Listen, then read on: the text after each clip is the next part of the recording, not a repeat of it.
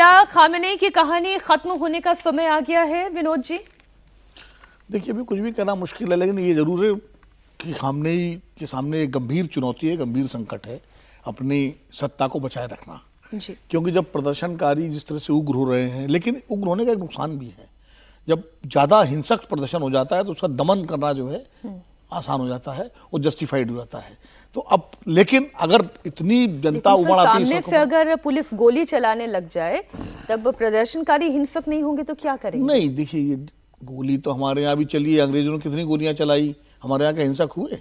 अब याद करिए। सर, महात्मा गांधी हर देश को नहीं, वही कह रहा हूँ ना, हिंसा जब आप करते, महात्मा गांधी ने इसीलिए हिंसा को एक स्ट्रेटजी के तौर पर भी रखा था कि पूरा विश्व जनमत उनके साथ इसीलिए था। तो अब क्या होता है कि जब आप हिंसक हो जाते हैं तो हिंसक होने के बाद उसको दमन करना आसान हो जाता है, वो जस्टिफिकेशन मिल जाता है। अगर आप निहत्थे लोगों पर गोली चलाएंगे, शांत प्रिय लोगों पर गोली चलाएंगे तो पूरी दुनिया आपके खिलाफ होती है। हालांकि खामनेई के लिए संकट ये है क्योंकि ईरान की जो आर्थिक स्थिति बहुत खराब है और अब तो ट्रम्प साहब ने खुलेआम कह दिया है कि भाई हम हस्तक्षेप कर सकते हैं, यानी अमेरिका का समर्थन है, अमेरिका का समर्थन है, लॉक्ड एंड लोडेड, ये शब्द है अमेरिका के। अच्छा, इजराइल से भी जो खबरें आ रही हैं, मोसाद ने खुल करके जो है कहा कि हमारे एजेंट्स है वहाँ साथ, तो ये तो तय हो गया कि इस प्रदर्शन को अमेरिका और उसके देशों का समर्थन है। अब ईरान की जनता जो है उसकी दिक्कत क्या है? उसके अपने सामने सर्वाइवल का संकट है क्योंकि उनके सामने आर्थिक समस्याएं हैं। तो एक तरफ खामनेई है, दूसरी तरफ विदेशी है, अब इसके बीच में वो फंसी हुई है। लेकिन अभी मुझे कहना मुश्किल है अभी इतनी जल्दी कि खामनेई की सरकार अभी जा सकती है। अब अमेरिका एक तरफ तो वेनेजुएला में फंस गया, अब वहाँ फंसा ही है, ऐसा नहीं है कि कोई आपने किया है तो उसकी अंतर्राष्ट्रीय आयाम भी तो है। अब ईरान पे आप इतनी जल्दी कैसे हस्तक्षेप करेंगे? कल को मान लीजिए चीन जो है वो ताइवान पे कर दे, क्योंकि बार बार शी जिनपिंग कह रहे हैं, वो तो उस पर हमें थोड़ी नजर बनानी होगी। लेकिन आपने ये जो कहा ना कि आसान नहीं है, आसान तो कोई लड़ाई नहीं है, आसान नहीं है ना वो ईरान वाली लड़ाई आसान लेकिन विरोध उस दिशा में बढ़ रहा है जी। ये मैं कह सकता हूं कि विरोध उस दिशा में बढ़ रहा है कि खामनेई का जो है तख्ता पलट हो सकता है। अगर ये विरोध इसी तरह बढ़ता रहा और 2-4-6-10 दिन में इसको कंट्रोल नहीं कर पाए वो, तो निश्चित रूप से फिर दिक्कत होगी। अच्छा, एक और लड़ाई की बात करेंगे, लेकिन ये लड़ाई हमारे यहाँ अपने देश में महाराष्ट्र, मुंबई, लड़ाई बीएमसी की है। बात बीएमसी इलेक्शन की हो रही है। मुंबई में बीएमसी चुनाव के लिए प्रचार बड़ा तेज हो गया है और कल महाराष्ट्र के मुख्यमंत्री देवेंद्र फडणवीस ने कांदिवली में एक रैली की। आज ठाकरे ब्रदर्स साथ साथ नजर आने वाले हैं एक बार फिर से। उद्धव और राज ठाकरे मुंबई के विक्रोली में एक साझा रैली को संबोधित करेंगे।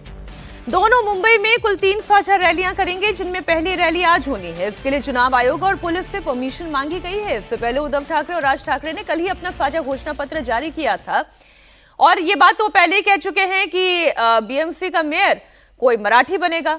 प्रचार बीएमसी के लिए हो रहा है, कौन मेयर बनेगा इस पर घमासान पहले मच गया है। उद्धव ठाकरे ने कहा कोई मराठी मुंबई का मेयर बनेगा। मुख्यमंत्री देवेंद्र फडणवीस ने कहा कि मराठी हिंदू मेयर बनेगा। एआईएमआईएम नेता वारिस पठान कहते हैं कि हिजाब वाली मुंबई में मेयर क्यों नहीं बन सकती। वारिस पठान ने कहा कि इनका सपना है कि कलमा पढ़ने वाली मुंबई की मेयर बने। भारत का प्रेसिडेंट मुसलमान बन सकता है, सुप्रीम कोर्ट का चीफ जस्टिस मुसलमान बन सकता है। वो बात रह गई बीच में, तो फिर बीएमसी का मेयर मुसलमान क्यों नहीं बन सकता? ठीक है, अच्छा, ये क्यों नहीं बिल्कुल बन सकता है। हमारा संविधान ये कहता है जिसको जनता चुन ले वो सबसे बड़े पद पर जा सकता है।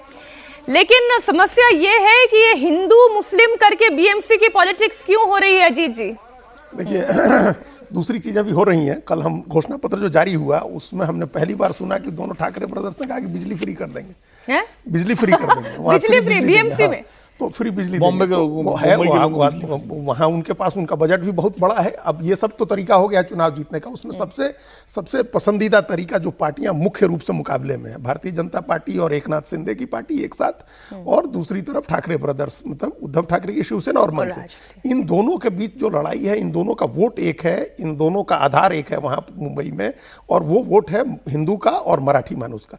बीजेपी को एक एडवांटेज होता है जो वहां गुजराती बड़ी आबादी है उसके वोट का, और फिर एक जो बाहर की उत्तर प्रदेश बिहार की जो आबादी है हिंदू आबादी, उसका एक बड़ा एडवांटेज भारतीय नॉन मराठी हिंदी स्पीकिंग जो है, हिंदी स्पीकिंग और गुजराती वोट का एक एडवांटेज बीजेपी को है, और शिवसेना मनसे को प्ले करना है सिर्फ मराठी और हिंदू वोट में।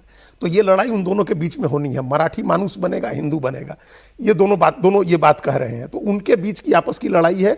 जो वारिस पठान कह रहे हैं वो मुस्लिम वोट की लड़ाई है कि इस बार लग रहा है कि नहीं, लेकिन मुस्लिम वोट है भी अच्छे खासी संख्या में। हाँ। शिवाजी मानखुर्द आप बात कर ले, आप भाई कला बात कर ले, आप धारावी बात कर ले, ये सब वो ऐसे इलाके हैं जहां पर मुस्लिम डोमिनेंस है, तो ये आप कह सकते हैं। और जो सर पिछले चुनाव के फतरा के नतीजे भी हैं, उसके बाद क्योंकि परिसीमन के नाम पर बहुत दिनों तक ये इलेक्शन टलता चला गया, तो तब भी AIMIM अच्छा स्कोर कर पाई क्योंकि इन्हीं मुस्लिम वोटों के बिहाफ पर ही उन्होंने अच्छा स्कोर किया, 7 सीटें लेकर आई। मुस्लिम वोटों के दावेदार वहाँ कई हैं।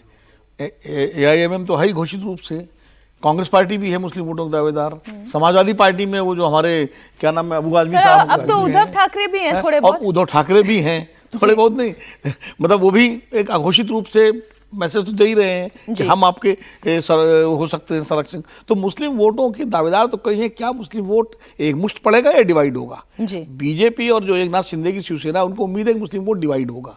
अगर वो डिवाइड होता है तो वो उनका काम बन जाएगा। लेकिन दूसरा कांग्रेस को क्या उम्मीद है? कांग्रेस अलायंस क्यों नहीं कर रही है शिवसेना से? उसके पीछे उसका कारण ये है कि उद्धव ठाकरे की शिवसेना और मनसे, एक तो उनके साथ मनसे के आ जाने से कांग्रेस के सामने समस्या ये है कि उत्तर भारतीयों का जो नाराजगी है, दूसरा उनको लगता है कि MNS plus Uddhav Thackeray Shiv Sena versus BJP and Eknath Shinde Shiv Sena, ये एक ही वोट, जो भी अजीत कहते हैं, एक वोट पे दावेदारी है इनकी, हिंदुत्व वाले वोट पर, मराठी अस्मिता वाले वोट पर। और वो अगर डिवाइड होता है तो कांग्रेस कहीं अपने लिए संभावना देख रही है। तो बड़ा विचित्र इलेक्शन है इस बार BMC का।